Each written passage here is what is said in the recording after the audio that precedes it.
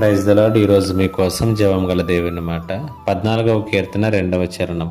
వివేకము కలిగి దేవుణ్ణి వెతుకువారు కలరేమో అని యెహోవా ఆకాశము నుండి చూచి నరులను పరిశీలించెను. ఈ మాటల గురించి మనము ఆలోచన చేద్దాం.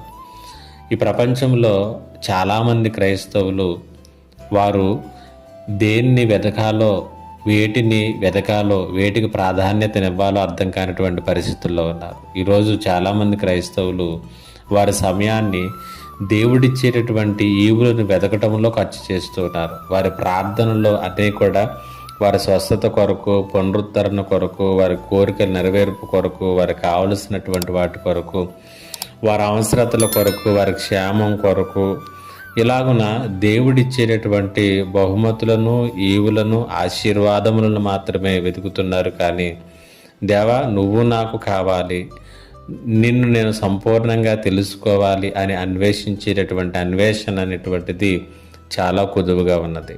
14వ కీర్తనలో దేవుడు అన్నాడు, వివేకము కలిగి దేవుణ్ణి వెతుకువారు కలరేమో అని ఆయన పరిశీలన చేస్తూ ఉన్నాడంట. కాబట్టి దేవుడు ఆయన్ని వెతికేటటువంటి వారిని వెతుకుతూ ఉన్నాడు.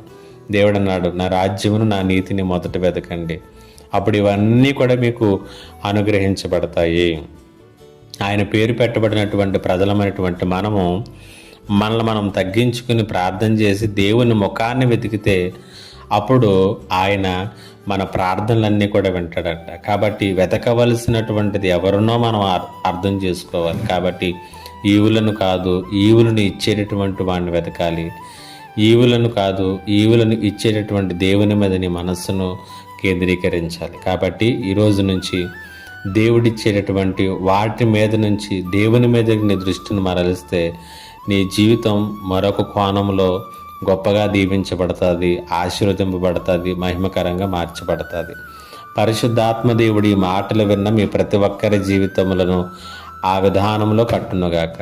ఆమేన్. ప్రార్థన. మా దేవునికి వందనాలు. ఈ మాటల చేత ప్రతి ఒక్కరిని కూడా బలపరిచి, నైనా ఈవులను కాదు కానీ ఈవులనిచ్చే నిన్ను వెతికేటటువంటి వారిగా మమ్మల్ని ఉంచమని యేసు నామములో అడిగి వేడుకొనుచున్నాను తండ్రి. ఆమేన్.